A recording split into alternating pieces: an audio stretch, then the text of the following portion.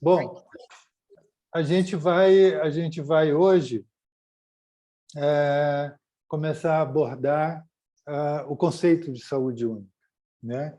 Muitos já viram, né? Alguns conhecem até a versão em inglês, né? Que é One Health, né? E aí a tradução que ficou mais adequada é saúde única para o português, né?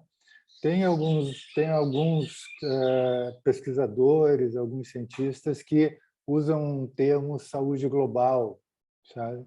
Mas eu acho que saúde única ela é mais adequada para o que a gente está querendo transmitir, e é o termo mais usado, é o termo reconhecido também e usado também pela Organização Mundial de Saúde, né? Então, eu acho que é bom a gente aprofundar ele na forma de saúde única, né?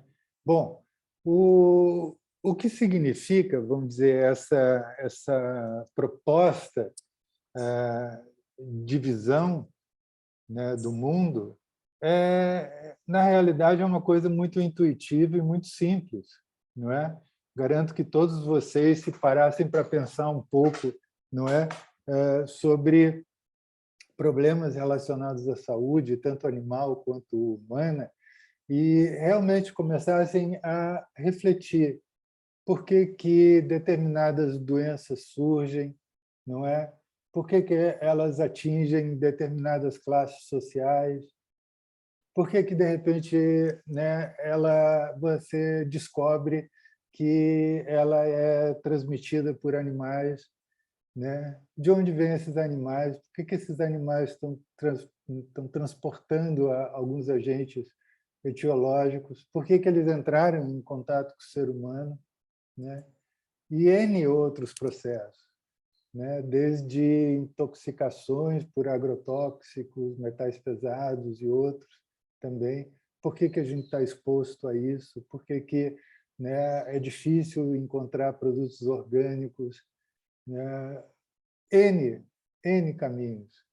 Por que que a infraestrutura de uma cidade ela é determinante em relação à saúde dos habitantes dessa cidade, né? Então, quer dizer, o que ocorre é muito simples. A gente se para pensar, todos vocês seriam capazes de propor ou de imaginar que seria importante que a gente pudesse ter mais diversidade de informação, mais ferramentas, mais contatos com outras áreas, para a gente poder entender e, quem sabe, até resolver alguns problemas relacionados à saúde, né? Então, quer dizer, é intuitivo. Por isso que saúde única, na realidade, não é uma matéria, ela não é um conteúdo em si, ela é uma proposta justamente de agregar, né, conteúdos de diferentes áreas do conhecimento, né, em prol, vamos dizer, de uma compreensão maior, né, da relação saúde humana, saúde animal, saúde ambiental, né? Qual a relação disso com o comportamento das pessoas, qual a relação disso com aspectos culturais, qual a relação disso com a política, qual a relação disso com a economia, com o clima e daí por diante, né?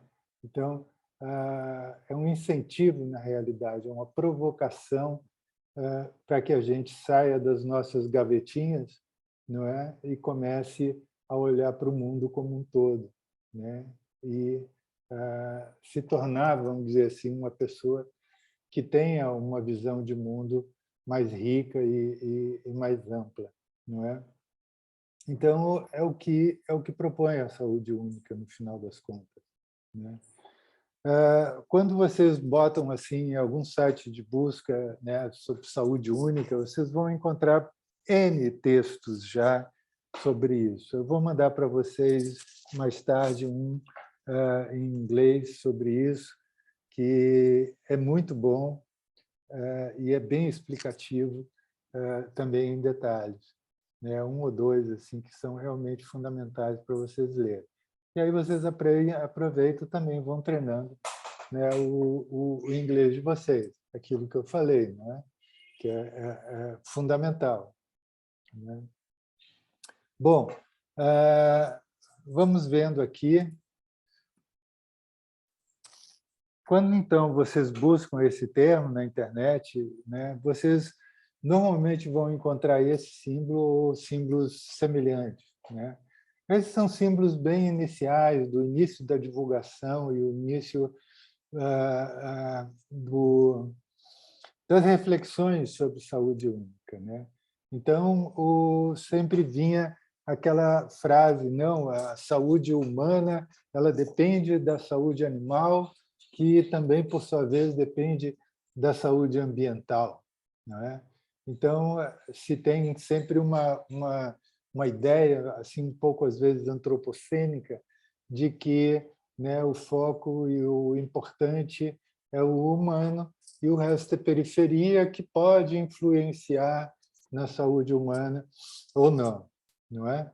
Então, quer dizer, as coisas, na realidade, para uma compreensão mais ampla, elas não podem ser focadas em um só dos componentes, não é?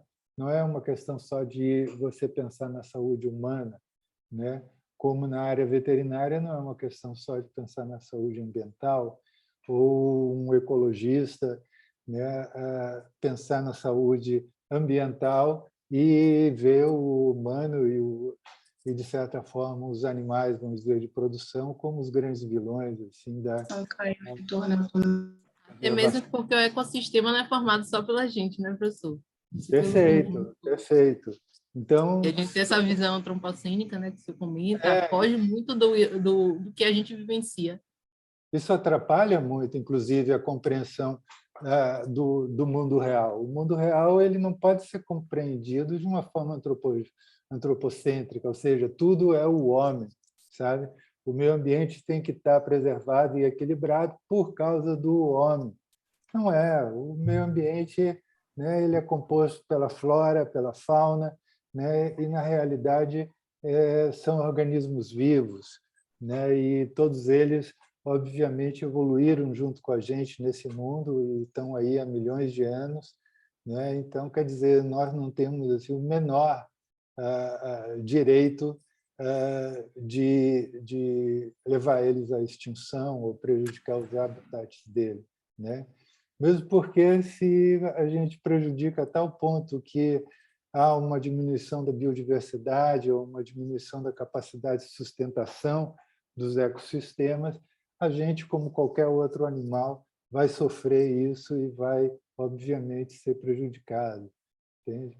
Então, quer dizer, é interessante a gente ver de uma forma mais holística a realidade, porque ela é holística. Né? Então, por exemplo, você vendo esses símbolos, claro, foram primeiras tentativas. Então, é aquela coisa, essas intersecções, né, que vão denotar uma dependência entre essas áreas e tudo mais.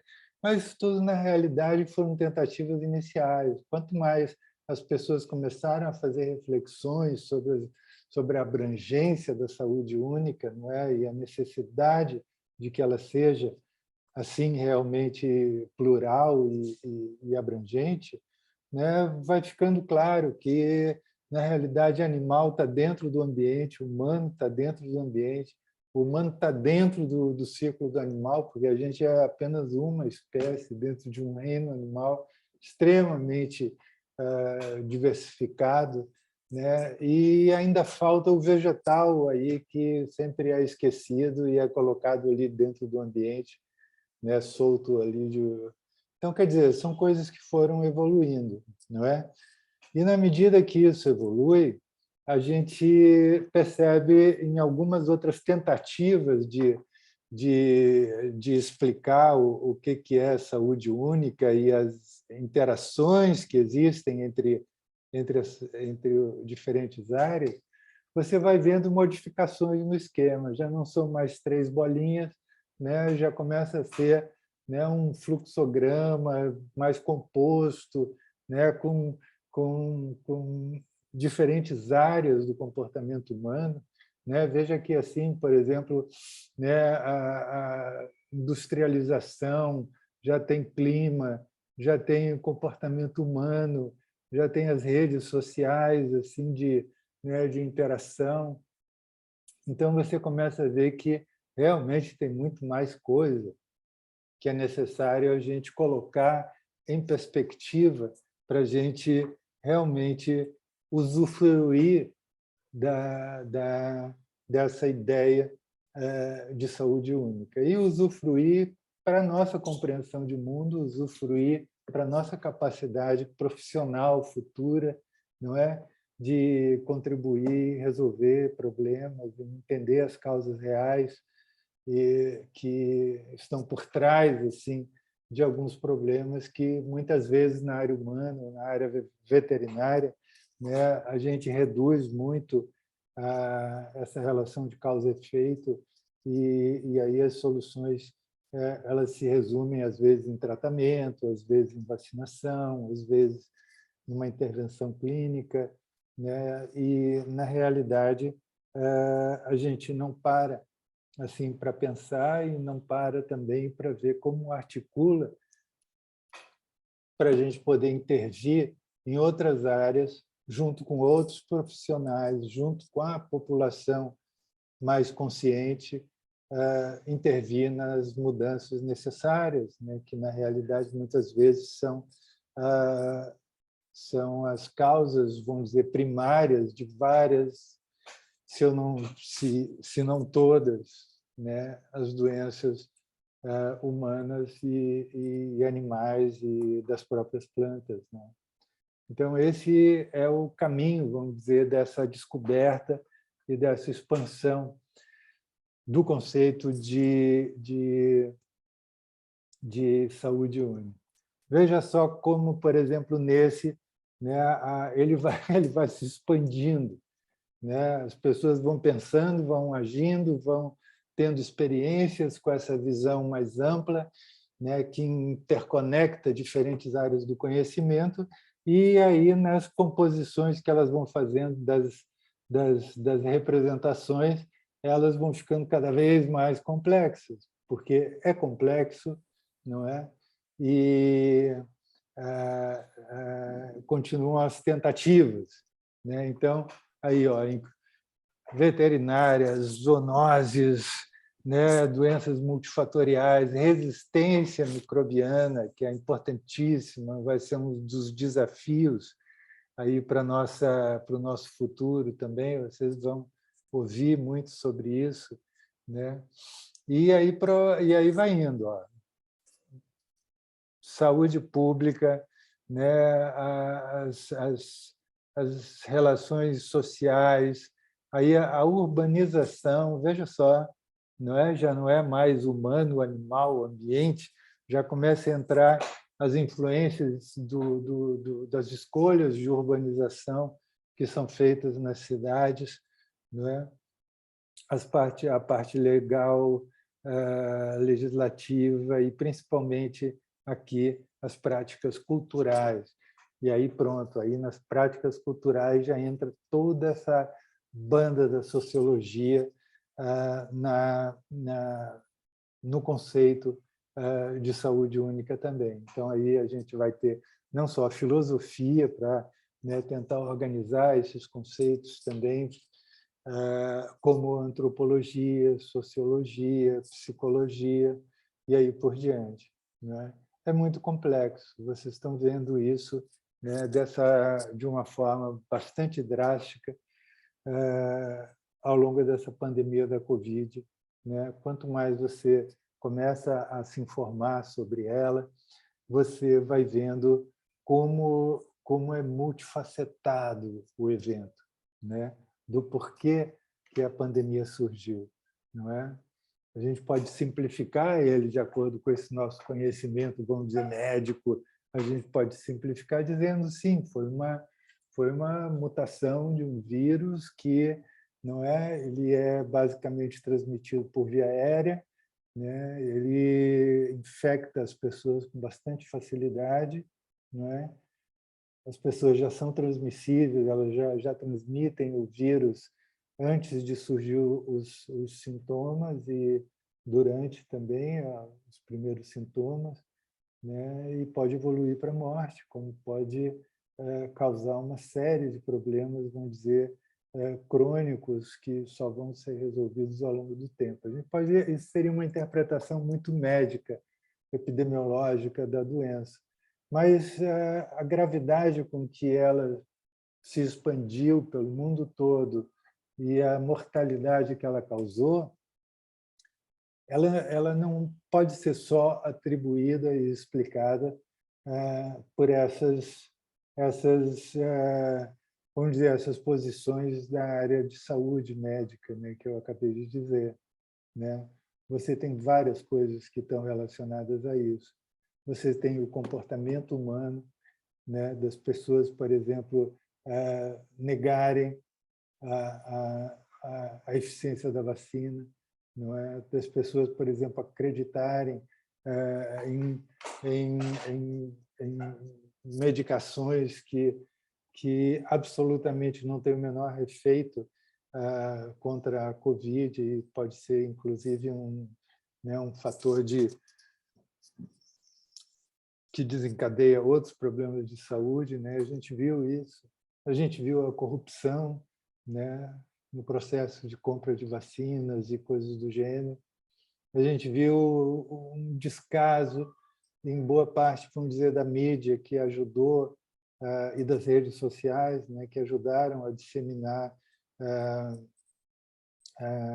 mentiras, né, sobre esse processo e daí por diante. Você viu brigas políticas, viu pessoas querendo enriquecer às custas do sofrimento da população e daí por diante. E você viu também, e está vendo agora também, sempre uma pressão enorme do lado econômico, né?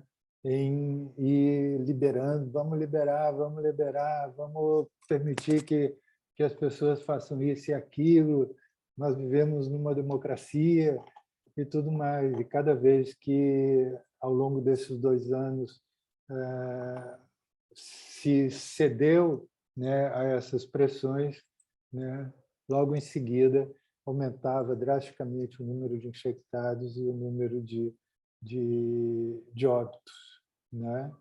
Então, percebem que é um conjunto de coisas muito além do que a própria doença em si, muito além da explicação epidemiológica, virológica, imunológica da doença, né? Que fez o agravamento dela acontecer. Então, ela tem um componente comportamental, ou seja, da área das ciências sociais, da antropologia, do estudo da cultura, da sociologia, que teve um papel importantíssimo na intensidade com que essa pandemia se mostrou, né? E não só a intensidade, como a duração dela também, não é? Então, são fatores interessantes da gente parar e pensar, não é? Porque todos os outros problemas relacionados à saúde, todos eles têm essa complexidade e, às vezes, até maior, né? Vocês estão vendo problemas gravíssimos, assim, psicológicos, tanto em crianças quanto em adultos, né? Vocês estão vendo desagregações assim do tecido social, da solidariedade, da empatia, não é? Quando, por exemplo, os jovens decidem negar isso e começar a liberar todas essas medidas de restrição, né? Em detrimento, vamos dizer, da segurança e da saúde dos idosos, né? São várias coisas que você pensa, rapaz, é inacreditável isso, né? Que a população humana se comporte de uma forma assim tão pouco solidária, né? Mas é isso, são todas as variáveis que influenciam o desenrolar, vamos dizer, dos agravos assim, na área de saúde, né? E é importante a gente começar a ver essa amplitude, essa realidade mais próxima assim do que de fato é verdade, né? Então vale a pena a gente começar a se exercitar nessa forma de pensamento. Bom, seguindo aqui, a gente eu preparei só assim um mosaico de imagens, né, que reflete algum dos problemas, vamos dizer, que a gente tem hoje em dia e que, obviamente, vão acompanhar vocês aí ao longo da vida profissional de vocês e, com certeza, vocês vão poder contribuir para ir melhorando e aperfeiçoando pelo menos alguns deles, né? A gente tem, por exemplo, ainda predominante ainda no mundo, né, essa forma mais industrial de produção animal, né? Então, é uma forma de produção que, intuitivamente, você não precisa nem entender, vamos dizer assim, os problemas e riscos, né, que estão implicados nessas formas intensivas de criação. Você pode simplesmente assim olhar e tentar sentir se você está de acordo, acha que é assim mesmo que tem que se criar os animais que vão servir, né, de alimento para a população, ou se seria mais interessante que se pensasse melhor e fizesse de outra forma, não é? É bastante intuitivo, né? Duvido que alguém veja alguma dessas imagens e diga, porra, que bacana, né? Olha lá como eles estão felizes, olha lá como, né? Vamos continuar assim porque é a melhor forma, né, de tratar os animais. Não é nada disso. A gente sabe que intuitivamente, né, todo mundo sabe que podia ser diferente, né?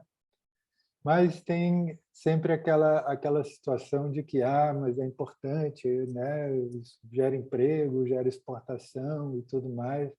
Tudo bem, mas não quer dizer que tenha que ser assim. Pode ser diferente, não é?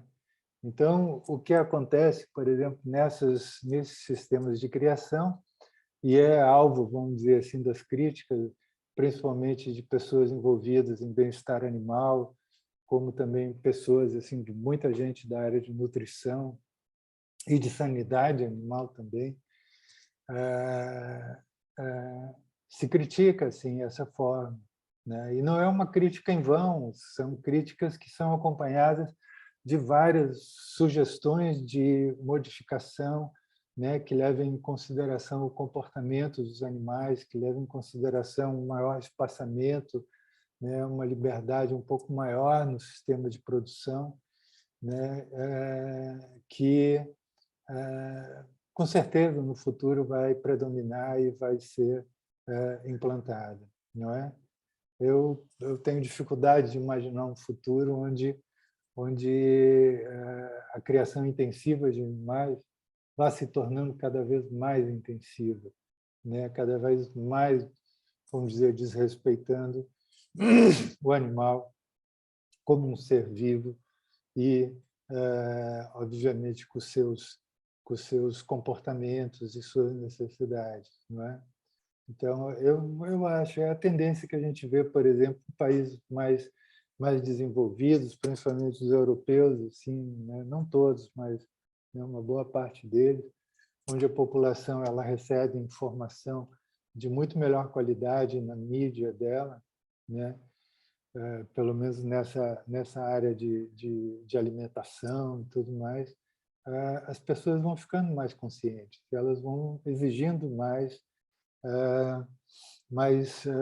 vamos dizer assim, direitos para os animais, né? Não é que todos queiram virar vegetariano ou vegano, apesar de uma porcentagem grande da população e crescente, né, da população europeia vai aos poucos se tornando vegetariana e vegana, mas o resto da população ela Diz, tudo bem, eu sempre comi carne, gosto, vou continuar comendo, mas eu gostaria de comer carne de um animal que fosse tratada, né, de uma forma mais decente, né? Então, esse processo é um processo que provavelmente vai começar aos poucos a predominar. E vocês, durante a vida, né, a vida profissional de vocês, nas próximas décadas, vocês vão ver essas coisas se transformando e talvez até se lembre dessas nossas aulas, né? Um outro problema assim, bastante grave que a gente vê é esse hábito cultural das pessoas, por exemplo, aqui nessa imagem, das pessoas terem algum tipo de satisfação ou prazer, ou sei lá qual é o sentimento que leva, mas as pessoas terem animais aprisionados em gaiolas nas suas casas, nos seus apartamentos e tudo mais, e principalmente animais silvestres, não é? E, obviamente, tendo essa demanda, vai ter quem forneça e vai ter toda uma cadeia de fornecimento desses animais, que começa lá na mata, né? Aquela pessoa que vai lá caçar, né? Que depois vende para um intermediário, que vende para outro, que vende para outro, até chegar na pessoa que vai ter o bichinho engaiolado dentro de casa, né? Então, isso é uma tristeza, assim, ainda que a gente ainda tenha tanta gente que tem satisfação, tem prazer de ter animais presos, assim, convivendo com eles, né? Então, isso é impressionante, é um tráfico assim, mundial e que gera uma fortuna em grana, né? E, obviamente, envolve muitas coisas que têm suas relações também com outros tipos de ilícito, não é? E é muito grave, né? Difícil de controlar e vai levando, obviamente, à diminuição da biodiversidade dos biomas, né? Dos biomas em todo o mundo, não é? Então, tem uma diferenciação grande entre o valor das espécies, as mais raras são mais caras, né, o que acelera a extinção delas, porque daí são as mais procuradas, e daí por diante, né? A forma de transporte é cruel, você sabe que mais da metade dos animais morrem ao longo do transporte, né? Em várias espécies, você mata os adultos para poder pegar os filhotes, e daí por diante. É uma crueldade de cima a baixo, sabe? Então, é ainda uma chaga assim, que a humanidade ainda carrega, mesmo a gente já tendo avançado tanto na nossa civilização, né? Mas tem partes que ainda são realmente atrasadas, né? Logo abaixo, vocês veem, né, um dos maiores impactos, né, depois dos impactos, vamos dizer, causados pelas mudanças climáticas, que a gente vai abordar, né, mais adiante no semestre, mas um dos maiores impactos que a gente tem atualmente e tem uma ligação forte com a, com a área de saúde, né? Saúde ambiental, saúde humana, saúde animal, principalmente dos animais marinhos, né? Você tem essa quantidade gigantesca e imoral de lixo que é jogado no ambiente e que, óbvio, acaba chegando nos oceanos, né? Então, é uma coisa assim, inacreditável. Na continuação, eu vou mostrar um vídeo para vocês que dá uma boa ideia da dimensão disso, né? Então,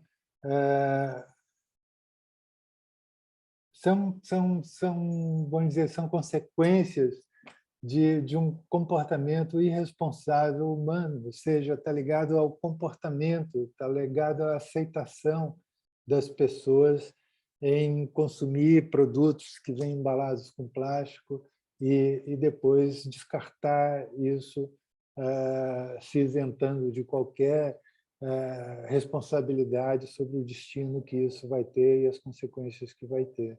Então, quer dizer, é uma das coisas que uma mudança de comportamento, de uma postura do consumidor, traria uma melhora incrível na quantidade de descarte de lixos no ambiente, sabe? Então, é algo que vai ter que ser trabalhado no futuro, né? A gente está caminhando para uma situação onde, atualmente, tem plásticos, fragmentos de plásticos, microplásticos, nanoplásticos espalhados por todo o planeta Terra. Então, não tem nenhuma região do mundo que não tenham fragmentos de plásticos como esses que vocês estão vendo ainda, né, íntegros, né, presente. Todos eles estão presentes já em diversas espécies marinhas, né, ingeridas e prejudicando o desenvolvimento, a reprodução e a sobrevivência de N espécies marinhas atualmente, né? Para vocês terem uma ideia, tem registros já de fragmentos de plástico no próprio sal de cozinha. Imagina, o sal é marinho, né? O nosso sal é marinho. Tem outros países que o sal ele vem de minas, né? Minas assim cavadas assim no subsolo, que vão pegar o sal lá em depósitos subterrâneos de camadas de sal e tudo, e dali eles extraem o sal. O nosso sal é marinho, né? A gente usa o calor do sol, né, para evaporar a água do mar e vai recolhendo esse sal. E aí, óbvio, a água do mar evapora e o que estava suspenso nela fica ali no sal. Então, tem já o sal, assim, amostras de sal que tem já a presença de plástico nelas, né?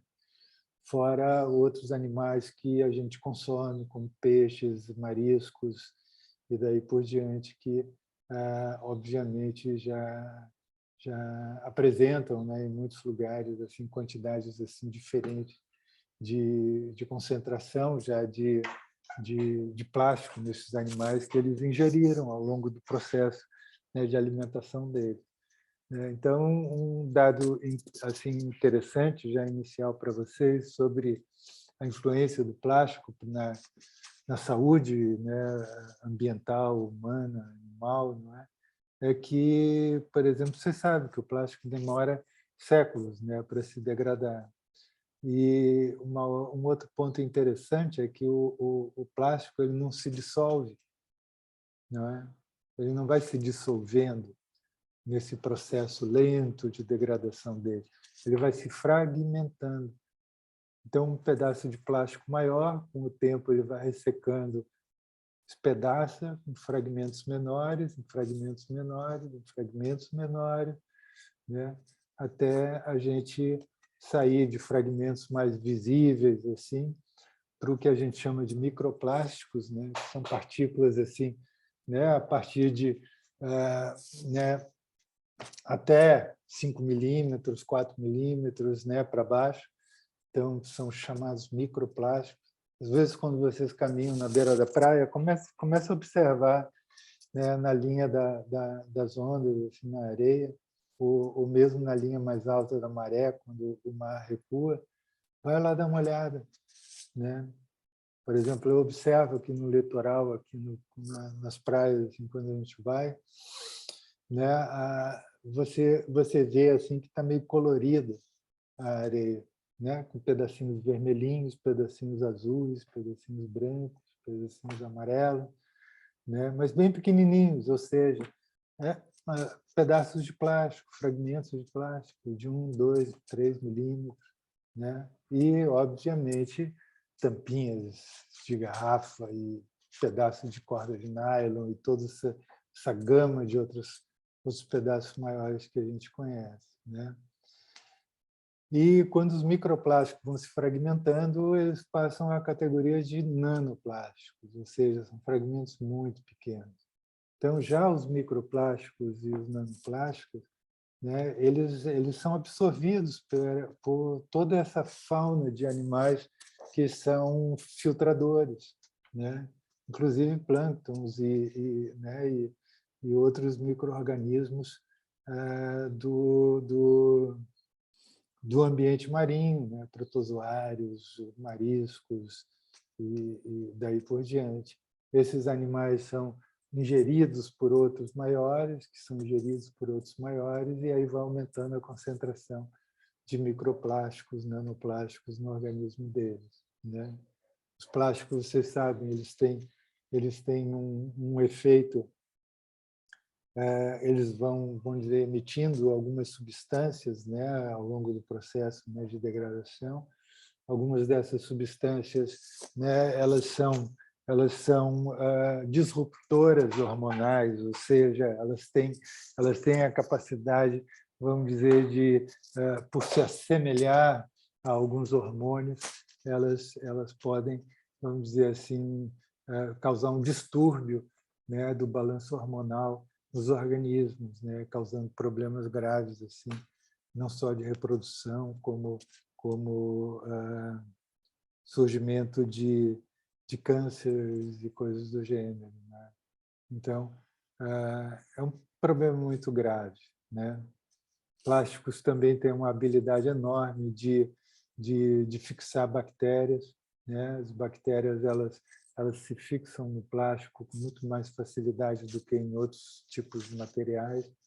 Então, há uma concentração enorme de bactéria em cada uma daquelas partículazinhas de microplástico, né? E algumas dessas bactérias podem ser patogênicas, né? Então, quando os animais ingerem ela, estão ingerindo uma carga anormal de bactérias, né? O que poderia levar, vamos dizer, à disseminação de bactérias patogênicas no ambiente marinho, né? Na fauna marinha, e a gente acaba consumindo isso, né? Então, são vários problemas ligados à reprodução. Por exemplo, no litoral norte, a gente teve uma época que eu orientei uma tese de mestrado, assim, que a ideia era tentar descobrir a causa-morte de tartarugas marinhas, né? Aquelas encontradas mortas ao longo do litoral, né? Então, capturava-se, né, as tartarugas, né, pegava-se, coletava-se elas mortas assim, na areia já e levava para fazer necrópsia, né? E aí a gente percebia na necrópsia que a maior parte delas tinha uma concentração enorme de objetos e fragmentos de plástico no trato digestório dela, né? Que elas foram confundindo com o alimento, né? Quando iam nadando e se alimentando, e ingerindo plástico. E esse plástico ia se acumulando no trato digestório dela, né? Muitas vezes obstruindo, né? E aí levando o animal a uma morte lenta, assim, né? Então, são coisas realmente, tem imagens incríveis na internet que vocês veem, né, com aves encontradas mortas, né, e no trato digestório dela simplesmente entupido de plástico, né? Então, isso vai acompanhar a gente assim, né, para as próximas décadas e vai ficar bastante grave até que se comece a ter realmente assim né, uma gama de ações né, e legislações e fiscalizações e tudo que vão contribuir assim para a gente passar essa fase horrível assim da humanidade na relação nossa com o ambiente, né? Mas ainda vai demorar bastante, né? A gente tem, por exemplo, um dos principais efeitos das mudanças climáticas que a gente vai ver, não é? São os eventos extremos, ou seja, né, inundações, como a gente viu pelo mundo todo, inclusive aqui no sul da Bahia, depois Minas Gerais, depois Rio de Janeiro, e aí vai. Mas a gente também tem períodos de seca mais prolongados, né? E aí é fácil da gente entender, né? Quando uma floresta ela tá, Não tô achando. Você escolhe. Não é mais... quando uma floresta ela se encontra numa condição muito seca, né? Esse hábito cultural também, assim, né? completamente desnecessário de fazer as queimadas assim na pecuária e na agricultura, né? É muito fácil, vamos dizer, o fogo que você coloca numa plantação para, entre aspas, né, limpar o pasto, preparar, né, o adubar com as cinzas, né, para a próxima plantação, tudo absurdos, assim, incríveis. Mas esse fogo passa rapidamente para a vegetação no entorno, né? E aí se trata, vamos dizer, de áreas extensas de floresta, seja amazônica, seja do Cerrado, seja da Caatinga, né? Você tem rapidamente assim uma expansão desse fogo para áreas que eram até então protegidas, né? Áreas que muitas vezes têm uma fauna rica de animais que acabam morrendo queimados, asfixiados, assim, né? Fazendo uma redução drástica assim de todo o bioma, né? Ou quando ele também, esse fogo acaba se aproximando de áreas residenciais e pessoas assim, às centenas perdendo suas casas e daí por diante, como a gente tem visto na Europa, nos Estados Unidos, né? Na Austrália. Vocês viram uns anos atrás, né, a barbaridade que foi. Estima-se que cerca de 1 bilhão de animais morreram, animais da fauna, não estou falando de ovelha, não, animais da fauna, cerca de 1 bilhão morreu ao longo de todas as queimadas lá na Austrália. A gente viu mais recentemente no Pantanal, né? Então, tudo isso causa um problema gravíssimo que vai ter repercussão não só na saúde animal, quanto humana, né?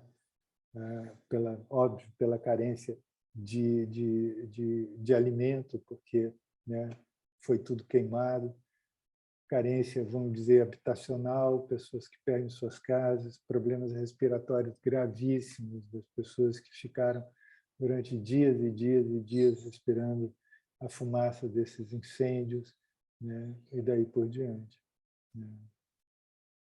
Então, ao lado direito aqui das queimadas, você tem os venenos. Aí, aí realmente a gente tá com um problema gigantesco na mão, não é? Porque são grandes empresas riquíssimas, né, que estão por trás dessa cultura do veneno, não é? Então, o que acontece, e a gente viu no Brasil, por exemplo, várias ações meio estranhas assim, né?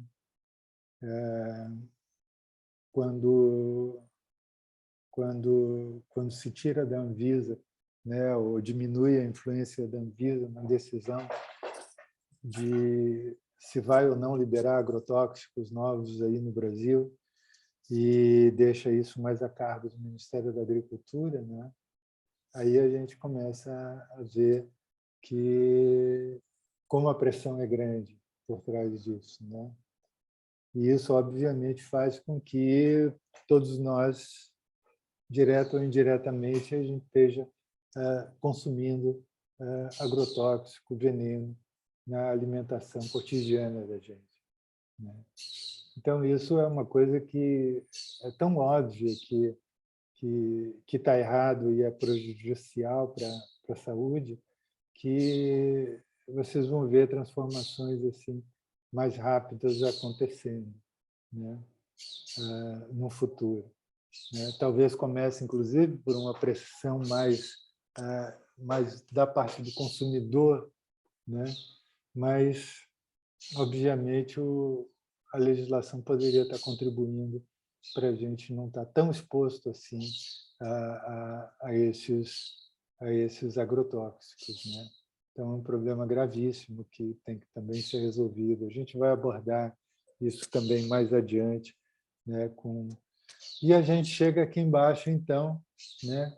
Com os problemas sociais, que, por sua vez, também, vamos dizer,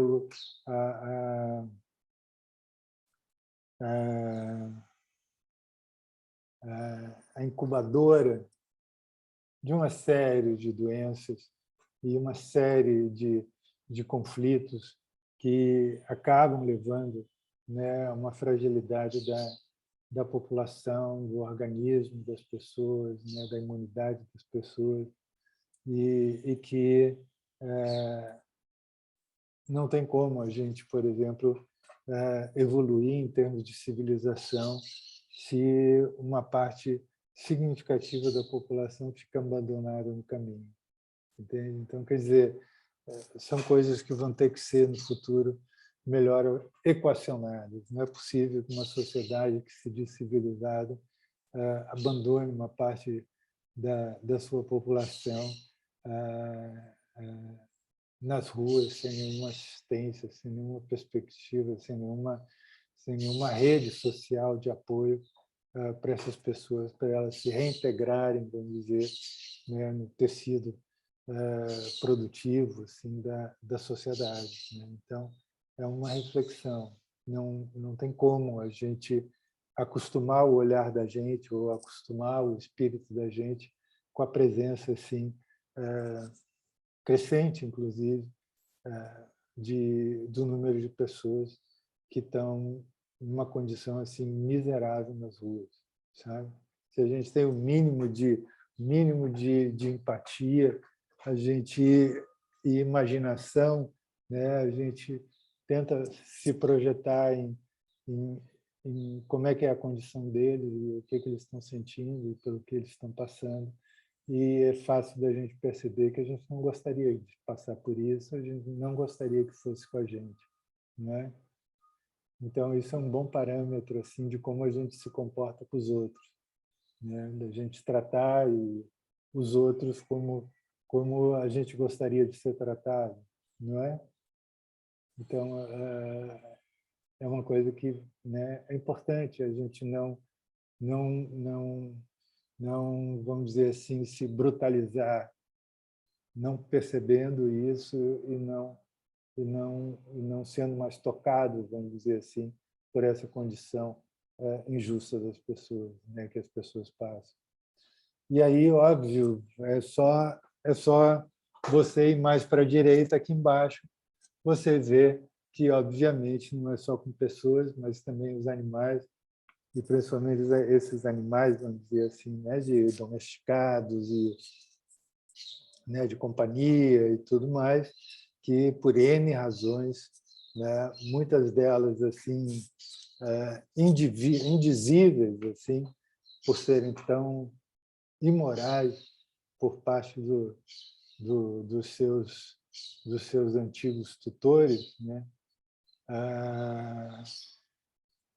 que é esse abandono, né, esse abandono de animais na rua, cães, gatos e daí por diante, né? Então, da mesma forma que essas pessoas que estão aqui estão extremamente expostas, né, a uma série de doenças, esses animais, cães e gatos, também estão expostos a uma série de doenças, né? E isso contribui, vamos dizer, para o pool de agentes infecciosos, né, que vão povoando uma cidade, né, e, obviamente, causando, né, os casos, né, ao longo do tempo, né?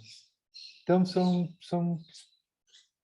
né, é só alguns detalhezinhos, poderiam ser vários outros, né? E aí a pergunta é, como é que é possível, né, continuar desse jeito? Né? Possível é, né, mas vai ter um custo e vai ter, vamos dizer assim, um custo que é muitas vezes assim ninguém gostaria de pagar, que é uma sociedade cada vez mais, né, fragmentada, cada vez mais estratificada, né, cada vez mais fria em relação ao sofrimento humano, animal, cada vez mais indiferente à destruição do ambiente, como se fosse infinito, né, os recursos naturais, como se fosse infinita a capacidade do solo ficar produzindo alimentos, né? E tudo isso não é verdade, tudo isso é um engano, né? E aí, no futuro, se a gente não começa a transformar as coisas, a gente vai se tocar que realmente as coisas eram finitas e a gente abusou. Fala aí, Mariana. Tá conseguindo ouvir? Estou ouvindo, pode falar. A minha internet não está tão boa hoje, não, mas espero que consiga ouvir. Bom, realmente isso acontece porque nós, seres humanos, vimos as coisas como algo banal, né? Quando não é com a gente acha que é uma coisa distante que não vai chegar para a gente, sendo que já atinge a gente.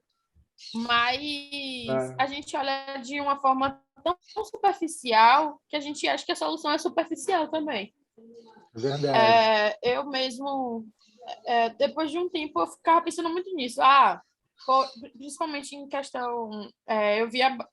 eu passava por um caminho onde eu via bastante pessoas de rua. Aí eu ficava pensando, poxa, queria ajudar, queria. Só ficava no pensamento de queria. Até que um dia, na pandemia mesmo, eu falei, por que eu não faço alguma coisa? O que está me impedindo de fazer alguma coisa? Aí eu juntei com uns amigos meus, nós fizemos uma rifa e levamos, sempre que a gente pode, a gente arrecada, né? E leva. Então, tipo, a partir do momento que eu estou fazendo a minha parte, está contribuindo para que melhore de certa forma e aquela pessoa se veja como um ser humano também. E então, a partir do momento que a gente vê as coisas como algo superficial, sempre vai ser superficial. A saúde ambiental, a saúde animal, a biodiversidade em si, até a nossa própria saúde. Se a gente for ver, deixar sempre para depois, no final vira uma bola de neve e não tem para onde mais correr, né? Isso está acontecendo em quase todos esses sistemas que a gente estava falando aqui com você, né? Você tem razão. Agora, por exemplo, com essa tua experiência, essa experiência que você já tem ganhado, né, com esse contato com pessoas que estão realmente em uma situação de carência completa, assim, né? Você, óbvio, que deve já ter pensado por que elas estão assim, não é? Por que na sociedade ocorre que pessoas fiquem tão à margem assim, desassistidas? O que está acontecendo? Como é que é possível de transformar isso? Né? E daí por diante. Aí a gente começa, vamos dizer assim, a ter uma perspectiva assim mais global, que poderia, vamos dizer, ou que com certeza traria resultados assim mais definitivos em relação a isso, entende?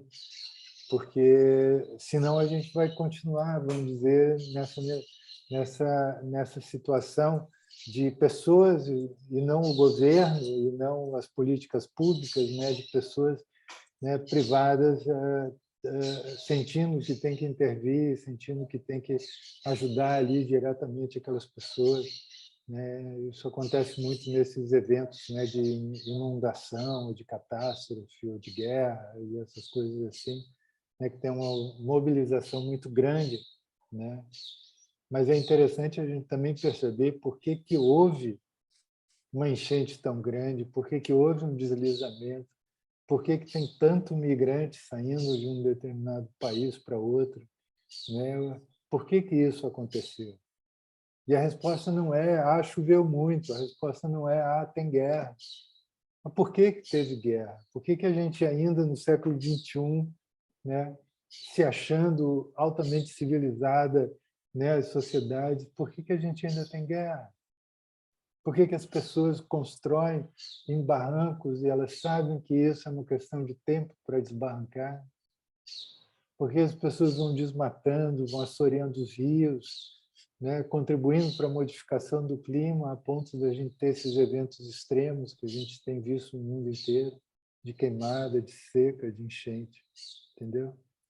Então, eu acho que esse conceito nosso de saúde única, ele contribui justamente para a gente se tornar assim pessoas assim que tenham uma visão mais completa do quadro todo, né?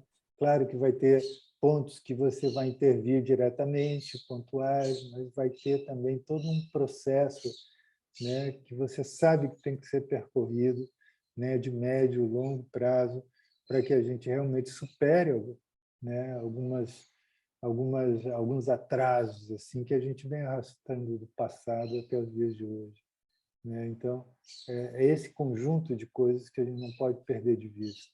Senão a gente vai chegar uma hora que a gente acha que o mundo não tem solução, que a humanidade não tem solução, né? Que os problemas não têm solução, e a gente não pode chegar nesse ponto. A gente tem que realmente ter uma visão ampla para que a gente saiba que tem coisas imediatas, tem coisas de médio prazo e tem coisas de longo prazo. E aí, em todos esses níveis, a gente continuar trabalhando para que a gente vá, de fato, evoluindo, né? De fato, se tornando uma espécie mais em equilíbrio, né, com o planeta, mais respeitosa com os outros seres vivos, e daí por diante, né? E com os nossos próprios também, né? Então, eu acho que isso é bastante interessante da gente perceber. Um exemplo dessa relação, vamos dizer assim, a gente pode ver, por exemplo, se a gente vê a cidade, né? A gente pode ver qualquer outra área, a gente poderia traçar certos paralelos, né? A gente tem, por exemplo, essa imagem aqui, uma imagem de Jequié. Tem alguém aí na sala que é de Jequié? Hein, pessoal? Ninguém é de Jequié? Então. Camila é de Jequié, Camila? Eu não, professor, sou daqui mesmo. Nascida... Soteropolitana, né, Camila? Eu acho que... Oi, peraí que eu desativei o teu som. Né? Ativa de novo, pode ativar de novo, diga. Caiu, Camila? Oxê. Ativar. Foi agora? Não, agora voltou você. Voltou, né? Eu Não disse que sei o eu sou nascida, criada e estragada aqui de Salvador. Essa Professor, eu nunca tinha só escutado. corroborando, né, com o que o senhor tem trazido e com o que a colega comentou, eu acho que a educação básica, desde a escola, seria o fundamental, né? O pouco que eu aprendi de ciência na escola, a gente vê muito, por exemplo, a natureza como um recurso. A gente aprende o quê? Recurso ambiental, como se a natureza estivesse ali para servir a gente. Claro. E a criança ela cresce vendo dessa forma. Por mais que tenha algumas ações, algumas práticas, a palavra recurso ambiental ela acompanha. Eu acho que até nos dias atuais, a depender, o termo ainda ele continua sendo utilizado, vendo a natureza, vendo a água, vendo o ambiente como um todo, como se fosse uma ferramenta para servir a gente, né? Servir o ser humano. E só começou a incomodar a gente esse termo agora que está tendo escassez de água, escassez de alimento, por conta desses desastres, né, que o senhor comentou, que vai além das enchentes, mas a seca em si, tudo isso vai impactando, né? Desde o valor, de fato, que os valores vão aumentando cada vez mais e começa a atingir classes econômicas distintas, né? Classes sociais distintas. E aí, no momento em que essa estratificação, né, digamos que os níveis mais superiores nos estratos, né, a nível social, eu digo no poder econômico, começa a ser atingido, aí sim, né? Olha, tem algo errado. Mas no momento em que a classe popular está sendo atingida, o olhar não é tão voltado para isso. E aí eu acho que nesses últimos anos, né, a discussão ela cresceu a cada dia, obviamente porque os desastres crescem, né, a todo momento, mas também por conta disso, por conta das camadas que vêm sendo atingidas. Com certeza. E, por exemplo, essa situação de camadas, né, de uma população, essa estratificação, é um problema grave, por exemplo, quando você vê uma cidade. Por que eu estou falando isso? Porque, queira ou não queira... Fala, Mariana, primeiro você, diga aí. Está de mão levantada, Mariana? Não, só para concordar com a colega realmente, porque eu estava pensando sobre isso, que a insensibilidade e até a gente não enxergar isso vem construída desde a educação básica. Com certeza. Eu sou professora de reforço escolar, então eu dou aula para crianças na faixa de 7 a 11 anos. E teve uma atividade até no ano passado que me chamou a atenção, que a professora pediu para a menina levar 10 fotos de rios, o antes e o agora. Aí, tipo, a maioria tudo canalizado, né? Tudo bem poluído e tal. Aí eu achei que a professora ia dar uma aula sobre isso, tá? Simplesmente levou as imagens e acabou e não falou mais nada sobre isso. Tanto é que depois até minha aluna veio me perguntar por que o termo canalização, por que eu falei sobre isso. Aí eu fiquei tipo, meu Deus, É, tem pra quê então? é. Até A ideia era o boa, próprio né? termo Mas que a colega falou dos recursos, sim, é, ainda existe. Como se os recursos fossem servir a gente. Recursos como fosse servir realmente, não como uma. Só que realmente estragou geral mesmo, porque não teve lógica você levar as imagens, só mostrar lá e não falar mais nada para a criança. Uma criança de 10 anos. Então, as escamas nos olhos, né, da gente, e, tipo, isso se comprova até da própria forma que o senhor falou, que na Europa eles têm uma visão melhor em relação ao consumo de carne, né? Porque isso é reforçado pela mídia, é comentado pela mídia, enquanto aqui a gente não fala. Então, quando tem catástrofe de alguma coisa, fala em relação à saúde ambiental. Então, é uma coisa que não se fala e vai apagando, vai deixando sempre embaixo do tapete, sempre embaixo do tapete.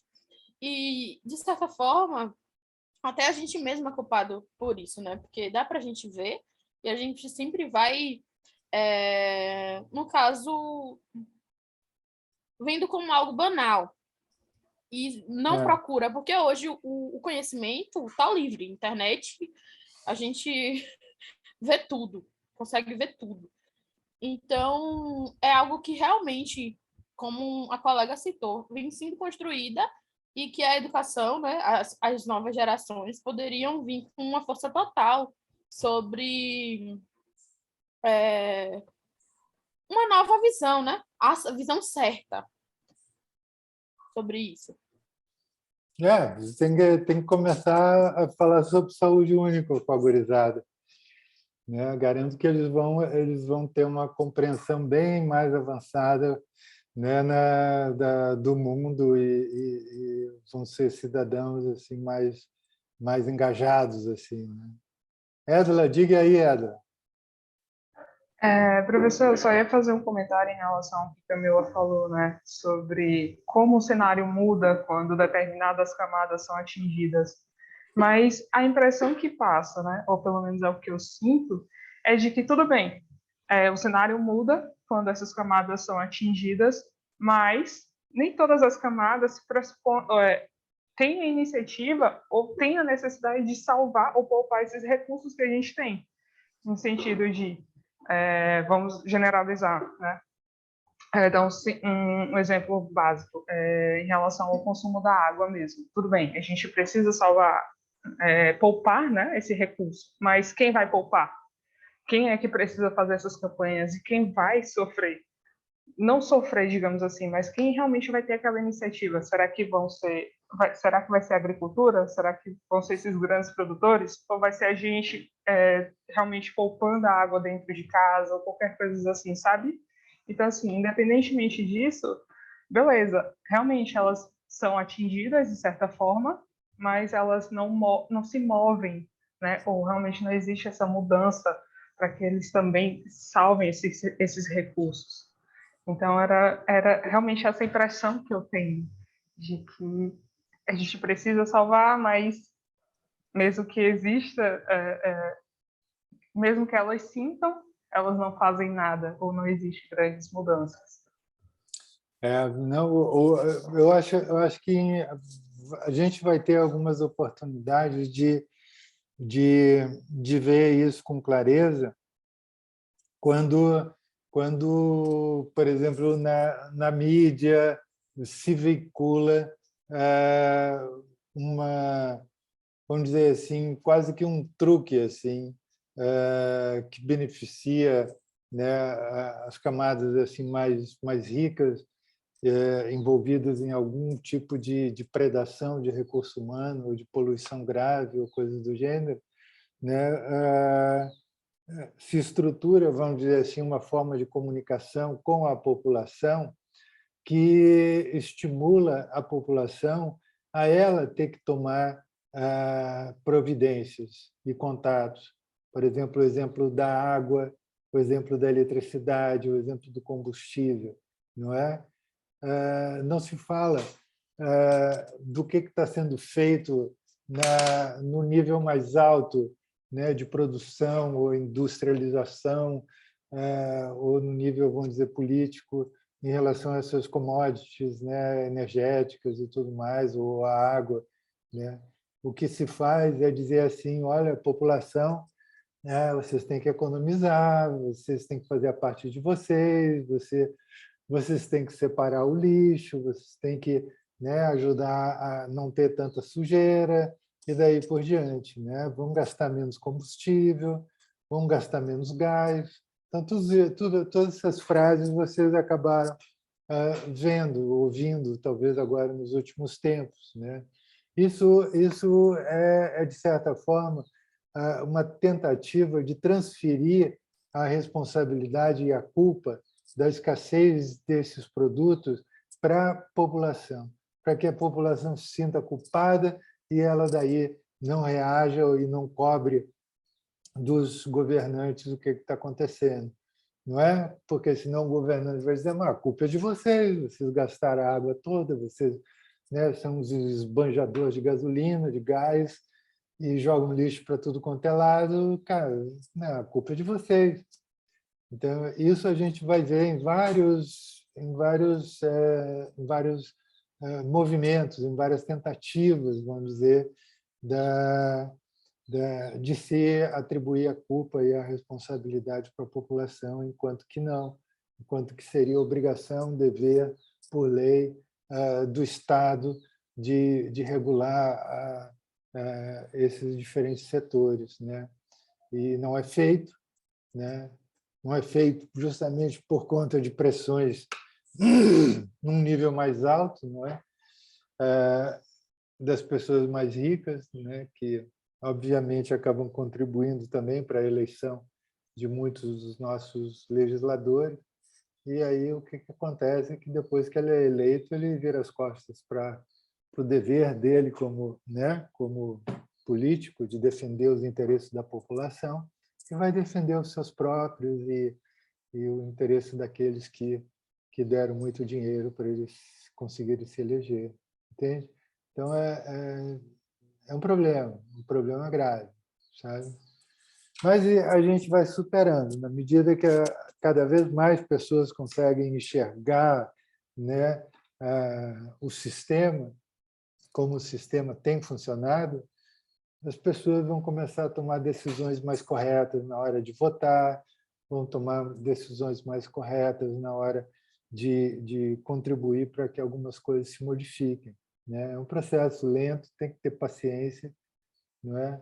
E às vezes tem retrocessos, né, brabos mesmo, assim, que a gente, pô, não era, imaginei que fosse possível, mas acaba sendo, e a gente tem que ter a paciência e a perseverança de continuar evoluindo, sabe? Então, essa é uma coisa. Quando eu falo aqui de Jequié, das cidades, eu falo para você claro, por uma razão ampla, que seria, vamos dizer, todos poderem, de alguma forma, terem assim uma percepção da complexidade, mas também porque, queira ou não queira, vários de vocês vão poder ter também a oportunidade de serem ou gestores, né, ou até mesmo políticos, alguns de vocês, né? Por exemplo, tem vários exemplos de veterinários, médicos, então não se fala quantidade de médico que é prefeito, que é isso, que é aquilo, né, ministros, veterinário também, né, vários cargos importantes de gestão e daí por diante. É interessante que, além daquelas disciplinas que vocês têm no currículo de vocês, que vocês também expandam assim para dizer, pô, mas e se no futuro me convidarem para ser, né, secretário da Agricultura, né, de um estado, secretário de Agricultura de um município, secretário da Saúde de um município, ou do Meio Ambiente, e daí vai, não é? E aí, como é que eu penso, o que eu faço, o que eu tenho que prestar atenção, percebe? Então é todo um processo que a gente não pode, vamos dizer, deixar de ter algumas reflexões mais amplas, né? Para mesmo que nunca seja, né?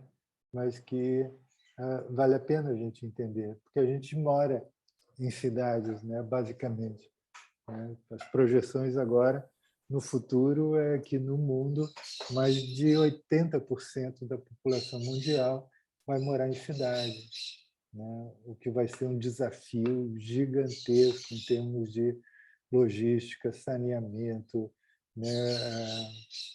Saúde, nutrição, transporte, e daí por diante, né?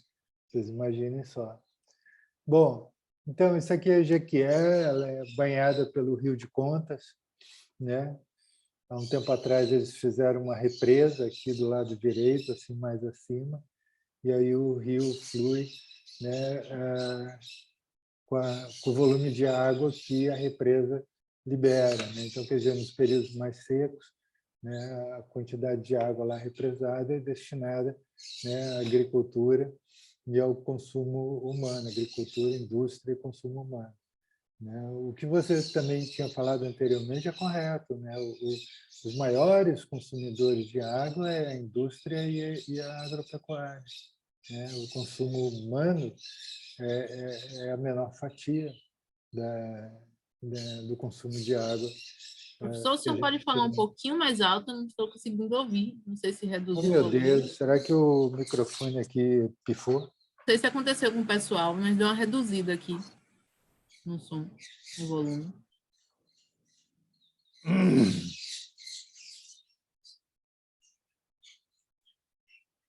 Você estão me ouvindo agora? Melhorou? Aqui tá dando para ouvir, sim, professor. Estou ouvindo, professor. Só ficou um pouquinho baixo, mas não Entrada, deixei de ouvir. entrada digital. Como fica assim agora? Mudei aqui um registro. Dá para ouvir ou ficou mais baixo? Assim ficou um pouco de eco para mim. Acho que ficou mais baixo também. Isso, ficou mais baixo. É.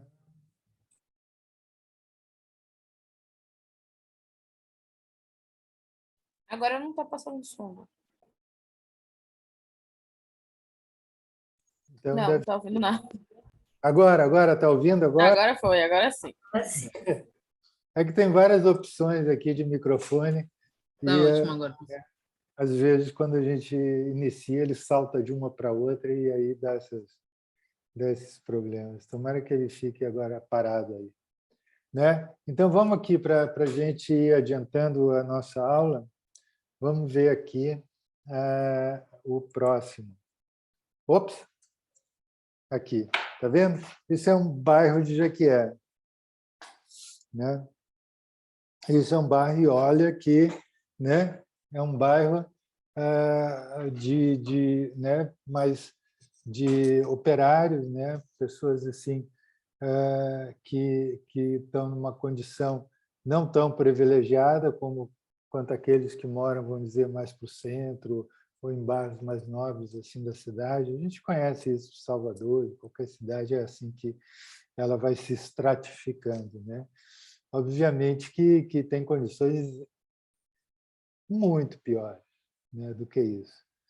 Mas a gente já vê, por exemplo, nesse bairro, que provavelmente daqui a um tempo vai ter algum tipo de urbanização e tudo mais, mas está tardando muito, está demorando muito. Vocês veem aqui, ó, a maior parte do trajeto aqui da rua tem esgotos, né, correndo pela rua, né? Isso já é um problema em si de saúde pública, mas a gente tem também, né, todo um agravamento, vamos dizer assim, da condição do bairro, né? Porque houve vamos dizer, o loteamento do bairro, houve a venda dos terrenos, as pessoas construíram suas casas na esperança de que estamos aí, né, num ambiente que vai ser urbanizado, que vai ter no futuro infraestrutura, saneamento básico e tudo mais. E você vê que o tempo está passando, né, e o poder público não tem dado muita atenção. Vocês observam aqui, por exemplo, como o terreno das casas, né, já está sendo erodido, né, ao longo dos anos. Essa aqui praticamente não tem mais terreno na frente da casa. Essas aqui foi permitido que eles construíssem, né, cavando no próprio aterro da rua de cima. Olha só essa casa aqui do lado esquerdo, embaixo, com a parabólica aqui, está vendo? Está vendo? A pessoa construiu a casa praticamente cavando um buraco no aterro da rua. E a rua é de barro. Então, quer dizer, isso aqui, num período de chuva, para desbarrancar em cima dessa casa, é daqui para ali, né? Então, você vê assim, que já se passaram muitos anos e não houve, de fato, uma finalização do processo de urbanização daqui. Não tem contenção, não tem pavimentação. Botaram luz elétrica, mas duvido que tenha rede de esgoto, né? A água encanada normalmente tem, porque, né, esgoto a céu aberto é a primeira coisa que aparece depois de se colocar água encanada, né? Quando a gente não faz da forma que é certo, né? Então você bota a água encanada, mas bota a rede de esgoto, né, ao mesmo tempo. Senão a água encanada vai começar a sair pela rua né, e causar todos esses problemas que a gente conhece, né? Então, quer dizer, essas condições, assim, você já percebe, né, apesar de parecer até num estado razoável, vamos dizer assim, não é? Mas as coisas não são bem assim. Quando a gente, por exemplo, vai realmente se aproximar das famílias que moram aí, tentar entender qual é os perrengues que eles passam assim no dia a dia deles, né? Aqui você começa já a entender um pouco melhor a condição desses tipos de bairros assim, né, onde as pessoas assim menos privilegiadas, né, numa sociedade são né, alocadas, né? Então, esses bairros de periferia. E aí você vendo essa imagem, você consegue mais ou menos imaginar o cheiro, você consegue imaginar como é que fica isso aí num dia de chuva, você consegue inclusive imaginar a quantidade de mosca e mosquito que esses ambientes vão acabar proporcionando, né, no dia a dia das pessoas, né? E você imagina as crianças aí brincando no meio disso, você vê galinhas aí se alimentando com esse esgoto de céu aberto, né? E essas galinhas depois vão ser consumidas pelas pessoas, e daí por diante, sabe? Então, quer dizer, você mora num lugar desse, né? E você está cheirando, está um fedor dentro da tua casa é cheia de mosca, mosquito de noite, né? Outros bichos, baratas, então não se fala. E quando você abre a porta, assim, na porta da tua casa, é um monte de lixo, um monte de esgoto, não é? Isso é uma coisa assim, se você imagina, cara, isso é terrível. Isso faz com que a pessoa não tenha a menor autoestima, né? A pessoa se sente assim abandonada pelo Estado né, e a forma com que isso é colocado faz muitas vezes que as pessoas se sintam elas próprias culpadas da situação onde elas se encontram, não é? E acabam, vamos dizer assim, se conformando, achando que elas realmente não são nada e que é assim mesmo, o Estado não dá bola para elas e elas não têm o valor para isso, né? É muito fácil cair nisso, sabe? Nessa passividade, nesse conformismo, né? Então, são coisas interessantes, né, da gente ver, né? Por outro lado, é muito fácil a gente entender que essas condições que a gente está vendo aqui, não só de moradia, mas de ambiente urbano, né, são os incubadores assim da maior parte das doenças que acabam ocorrendo nesses lugares, que acabam levando as pessoas para os postos de saúde, que acabam levando as pessoas a terem que gastar dinheiro com medicamento e comprometendo a vida delas, levando às vezes até a óbito, né? Perdendo dias de trabalho quando estão empregadas porque estão doentes, né? E daí por diante. Então, por exemplo, todas essas viroses que a gente conhece aí, dengue, chikungunya, zika, né? Tantas outras, assim, como leishmania, leptospirose, toxoplasmose, né? E tantas outras bacterioses, enterobacterioses, parasitoses, daí por diante. Onde é que é a gênese dela? Onde é que é a incubadora dessas doenças? É justamente nesses ambientes onde a higiene, o saneamento básico não chegou, onde as pessoas têm uma condição de vida que sabe, que espiritualmente enfraquece elas, né, por uma baixa estima e um estresse de sobrevivência, né? A nutrição delas deficiente, porque, óbvio, é difícil, às vezes, você comprar o alimento correto para você poder se alimentar, ou às vezes nem tem o que comer direito. Vocês sabem o quanto que isso impacta no sistema imune, né? Então, é interessante a gente ver isso, né? Se a gente se defronta hoje em dia ainda com tantas doenças infecciosas e parasitárias, a gente sabe de onde vem e sabe qual é a causa dela. A gente pode, por exemplo, se conformar como um médico, como um dentista, como um enfermeiro, como um veterinário, a gente se conformar a pegar o pessoal no fim da linha, ou seja, né, quando estão doentes, quando aparece na clínica veterinária, no posto de saúde, né, você vai lá, dá um medicamento, dá vacina e tudo mais. Mas isso faz com que você, na realidade, não esteja modificando nada, né? Apesar de ter o conhecimento para isso, né? Você vai simplesmente ficar, né, como se diz, enxugando gelo. Importante porque quem chega no posto de saúde muitas vezes está entre a vida e a morte, né? Quem chega no hospital também. Então, quer dizer, óbvio que é importante ter as pessoas para fazerem isso. Agora, se a gente não tem uma consciência de que quem está causando isso tudo é essa diferença social, essa precariedade que uma fatia da população, e a fatia maior da população, não se esqueça, né? A quantidade de pessoas que estão numa condição parecida com essa é a maioria do país, né? Se a gente vai olhar em todos os estados brasileiros e tudo mais, é a maioria, né? A gente é razoavelmente muito privilegiado na condição que a gente está. A maioria da população brasileira está numa condição semelhante a essa, né? Então é isso. Eu acho que a gente tem que realmente começar a pensar o que é necessário para a gente transformar.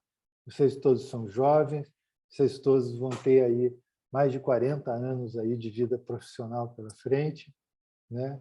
Vocês vão ter essa percepção de que tem as coisas urgentes, que tem que ser tratadas e tudo mais, tem as coisas de um prazo, né, um pouco mais estendido, que a gente tem que ter paciência, perseverança, né, trabalhar na prevenção, trabalhar na melhoria da condição de vida das pessoas, né, pelo menos ajudar que isso aconteça, né, votar melhor, né? Orientar essas pessoas, né? Para que elas busquem uma condição de vida melhor. E vão ter, obviamente, vamos dizer, as frentes, né?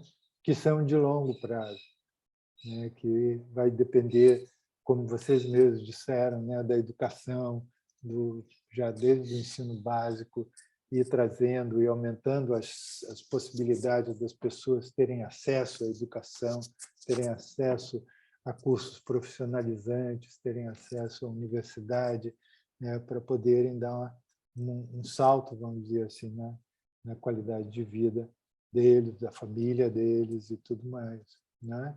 Então, a gente tem que ter essa maturidade de conseguir entender o que é agora, o que é médio e o que é a longo prazo, e ter a perseverança e a vontade, vamos dizer assim, de aprender para poder contribuir para as transformações que a gente gostaria, né, que tivesse, né? Que a gente ficaria feliz se os filhos da gente, os netos da gente pudessem, vamos dizer, viver numa cidade, num país e num mundo menos violento, mais justo, não é, mais respeitoso com o ambiente e daí por diante, né? Então, são coisas que eu acho que vale a vida da gente, vamos dizer,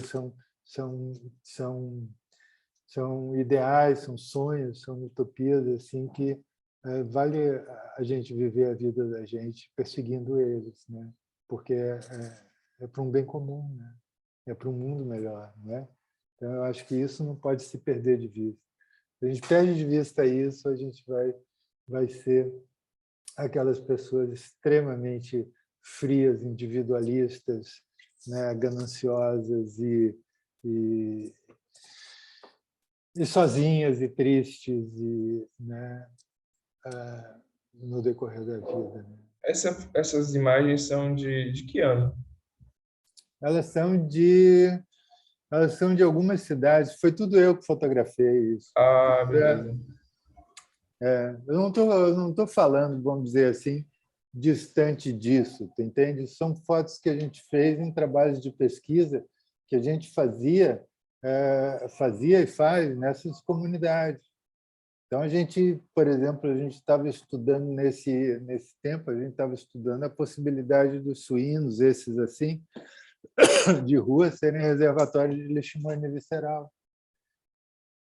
E a gente corria atrás desses bichos, né? Pegava eles nas pocilgas, pegava eles na rua, e daí por diante. Chegava no final do dia, cara, ninguém conseguia chegar perto da gente do quanto que a gente fedia. Era impressionante, sabe? A gente estava coberto de fezes de suíno no final do dia, tentando pegar eles, coletar sangue e tudo mais, sabe? E tomava banho, vários dias, e não saía o cheiro, é impressionante. Assim. Então, quer dizer, né? Eu estou falando porque eu conheço isso, a gente estuda as doenças que esses animais nessas condições apresentam, sabe?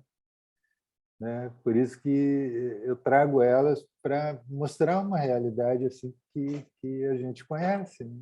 Mas fala, Verônica. O Vitor falou sobre o ano e só fez pensar que eu conheço lugares aqui em Salvador.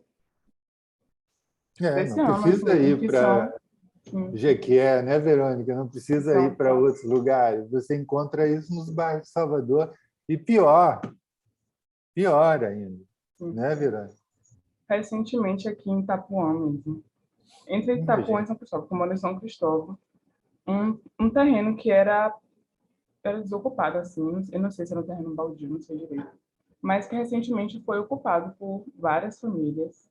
E tem casas, assim, muito parecidas, casas de taipa, casas em situações bem precárias, em que a luz é fornecida pelos próprios moradores, por gato.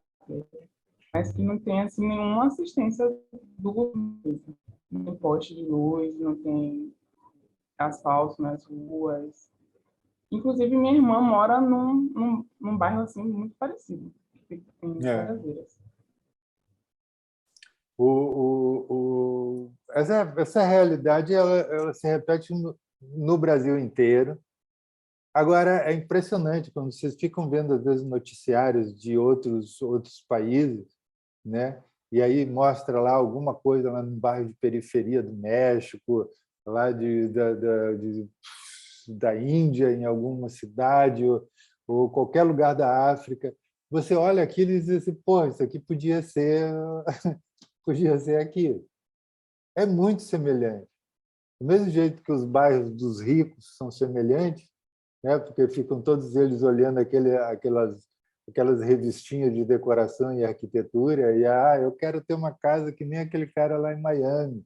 Aí ele constrói lá no meio do Japão, da Rússia, uma casa parecida com a de Miami e daí vai. Então, os ricos também são muito né, padronizados assim. Mas os bairros pobres, parece que a precariedade, a carência, né, toda essa deficiência de acesso a coisas assim, elas levam a um denominador comum de como as pessoas conseguem construir coisas com o que é possível conseguir. E aí isso, por incrível que pareça, cria uma semelhança entre todos os lugares. É impressionante isso, né? Eu observo isso bastante, é muito impressionante assim. A pobreza é muito semelhante em todos os lugares do mundo, sabe? Alô, fala então, Davidson. Professor, eu achei bem interessante mesmo as fotos que o senhor exibiu. Fiquei mais admirado ainda em saber que o senhor frequentou esses locais e com o projeto mesmo de fazer pesquisa. E eu defendo muito assim a necessidade da continuidade dos projetos de extensão. A universidade, eu acredito que tem um papel fundamental em frequentar essas comunidades, levar conhecimento, porque muitos bairros periféricos, assim como nos interiores também, nas zonas rurais, se encontram nesse estado atualmente, mas a população não tem conhecimento nenhum dos direitos que lhes são concedidos. Então, eu faço parte de um projeto, sou até novato, um projeto de extensão, e eu estava conversando com o pessoal exatamente nisso, de frequentar os colégios estaduais, municipais aqui de Salvador e sempre levar conteúdos, pautas importantes para que essa população tenha conhecimento dos direitos que são garantidos e como eles podem recorrer, porque a maioria não tem conhecimento mesmo. Onde deve recorrer, como deve se articular para cobrar. Não tem uma organização no bairro deles, não tem organização entre eles a ponto deles se unirem e poderem reivindicar alguma coisa lá no vereador, lá no deputado e coisas do gênero, entende? Eles não conseguem se organizar, né? Porque também nunca foi estimulado que eles aprendessem a se organizar ou percebessem a necessidade de se organizar. Pelo contrário, né? O estímulo sempre foi, né, você dispersar e alienar as pessoas, né, com os programas de televisão, os programas de rádio e tudo mais, para que as pessoas fiquem viajando sabe, no drama que está acontecendo lá no capítulo tal da novela e esqueçam que a rua dela está cheia de esgoto e que alguém está desempregado, o outro está doente e tudo mais. Então, vamos alienar as pessoas para que elas não se organizem e não criem problemas, né, para o pessoal que está ganhando dinheiro. Então, isso é no mundo inteiro, isso é antigo, isso, né? Você manter a população desorganizada e desinformada, né? É menos problema, menos reivindicações, não é não? Então, é mais ou menos assim que funciona. E a gente consegue transformar uma sociedade na medida que a gente faz exatamente o oposto, né? Que é reduzir a alienação das pessoas, através do conhecimento dos direitos dela, de como ela se previne de coisas, de como elas conseguem melhorar a vida delas, de como elas pressionam um político para poder ter lá as leis e as verbas para eles poderem ter uma condição melhor, uma escola melhor, um posto de saúde, uma rede de esgoto e daí por diante, sabe? Para poder ter maiores chances. Né, Bianca? Diga aí. Eu ia dizer, professor, que o senhor mostrando essas fotos, eu parei para pensar, né, na importância que o médico veterinário tem nessa questão da saúde única e que a gente não tem esse reconhecimento profissional. Recentemente, quando começou a vacinação, que foi liberado para os profissionais da área de saúde serem vacinados, teve até um protesto, se não me engano, em Salvador, que os médicos veterinários eles ainda não foram os últimos a serem vacinados, não tinha essa autorização, né? Mesmo com a liberação lá no conselho e tal. E, assim, é triste isso, porque eu acho que a sociedade em si, ela não enxerga a atuação do médico veterinário nesse setor. Acho que a gente é só da parte de produção ou da parte de clínica e tal. Você vê, a própria categoria não é organizada no sentido, não é de expandir as suas áreas de atuação, entende? Então, é realmente um problema. Mas vamos ver o que tem aqui mais adiante. Essa aqui, né? Vocês vejam aqui também os esgotos, a condição de moradia das pessoas, né?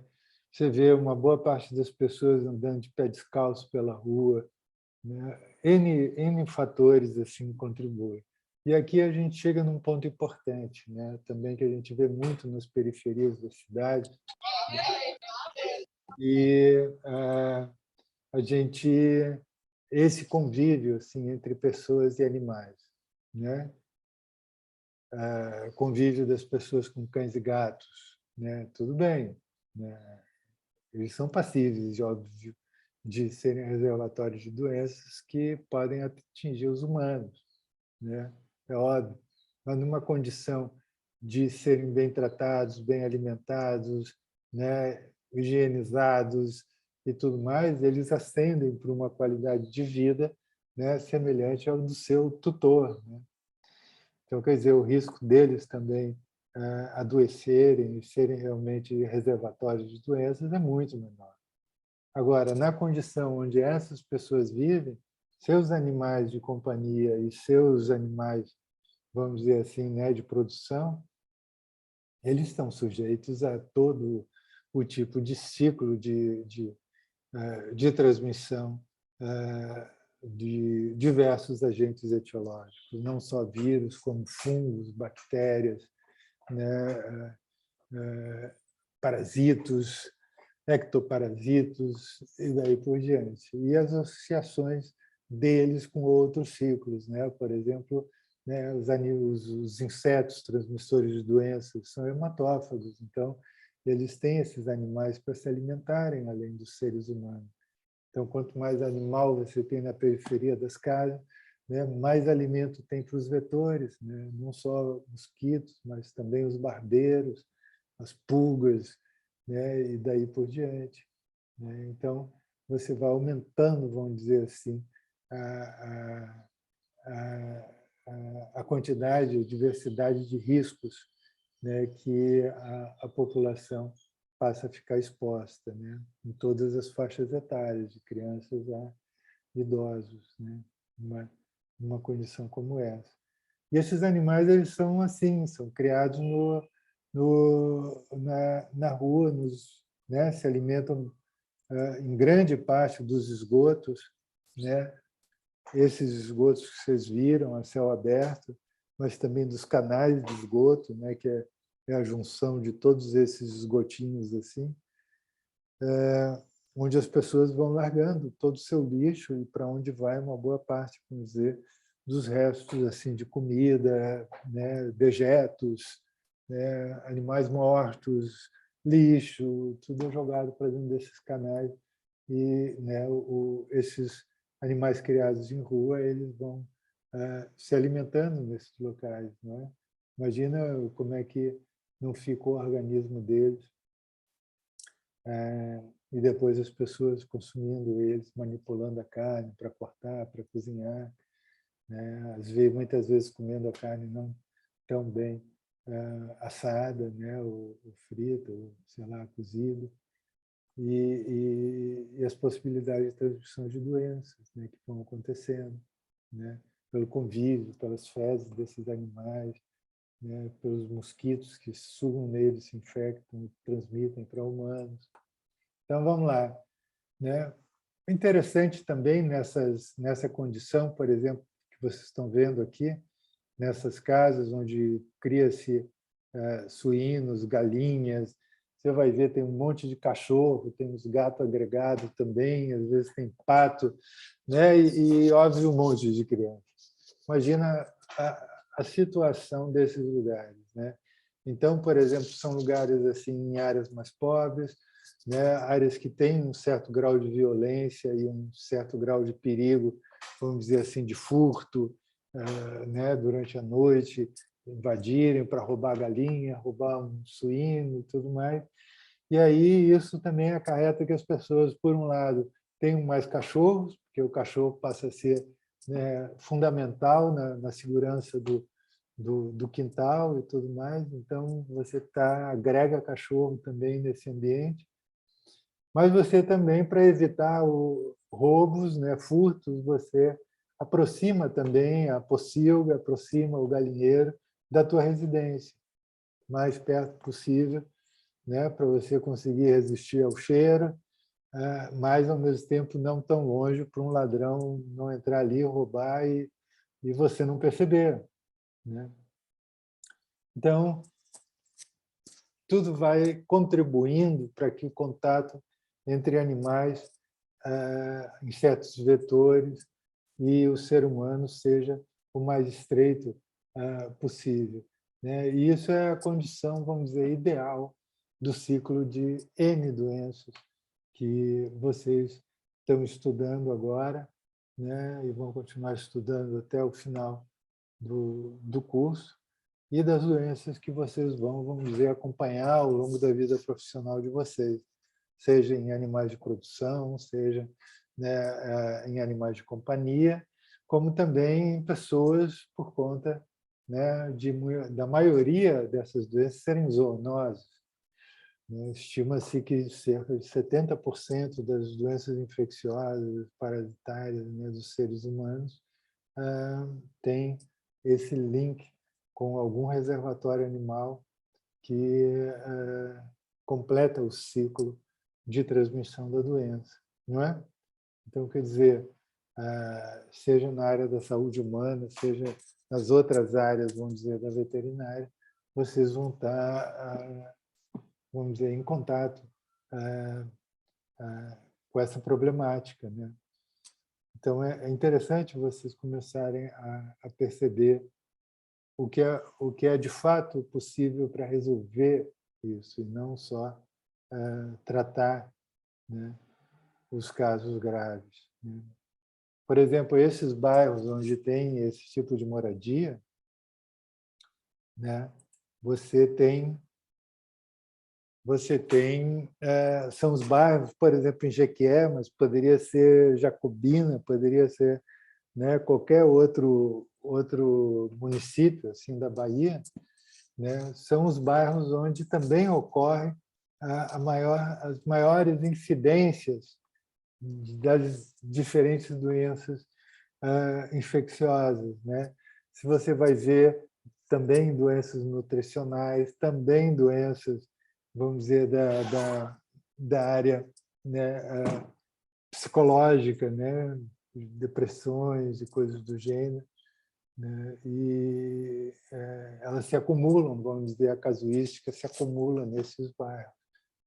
Então, é fácil a gente ver isso assim quando se faz estudos assim que utilizam assim, geoprocessamento, né? Aquelas técnicas de você usar um mapa da região e mapa da área, da rua ou da cidade, e você conseguir plotar as coordenadas das casas onde aconteceram tais casos, em humanos, em animais e daí por diante. Aí, quando você vai plotando esses pontos assim no mapa, você começa a visualizar assim, muitas vezes com uma clareza assim óbvia, né, a concentração de casos de determinadas doenças em bairros assim que tem uma condição econômica mais precária, né?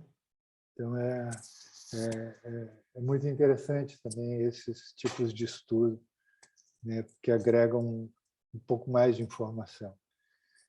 Então, nessas áreas urbanas, aí entra aquilo que eu falei para vocês antes, que é essa situação complexa da migração assim contínua de pessoas vindo do interior. E aí vale a pena também vocês começarem a pensar por que vem tanta gente do interior, da roça, para a cidade, né? Por que eles não ficam lá? Por que eles não se desenvolvem lá, ganham dinheiro, né, produzindo alimentos e daí por diante, e tem uma vida assim, uma qualidade de vida muito melhor, mais tranquila? Por que essas pessoas vêm para a cidade, morar em periferias e viver numa condição péssima, né? Tem que entender também o que acontece no campo que empurra essas pessoas embora e a única solução é vir para a cidade. Quando essas pessoas chegam na cidade, elas chegam com uma capacitação muito precária. Uma boa parte é analfabeta, outra parte é semi-analfabeta, e a grande maioria não tem formação em nenhuma profissão que possa ser útil no ambiente urbano, né? Por exemplo, eletricista, pedreiros, pintores, né? E daí por diante, falando das mais simples, né? E tudo mais. Então, as pessoas vão se dedicar às coisas que elas sabiam, né? Muitos sabiam lidar com cavalo, vão fazer uma carroça, vão fazer carreto, outras lidavam com outras coisas, né? E outras ficam criando suíno e galinha dentro da cidade, né? Então, você vê, por exemplo, a condição desses cavalos assim, em ambiente urbano, como são usados para frete, né? É uma barbaridade o que fazem, mas também vai ver, a única coisa que esse cara sabe fazer na vida, né?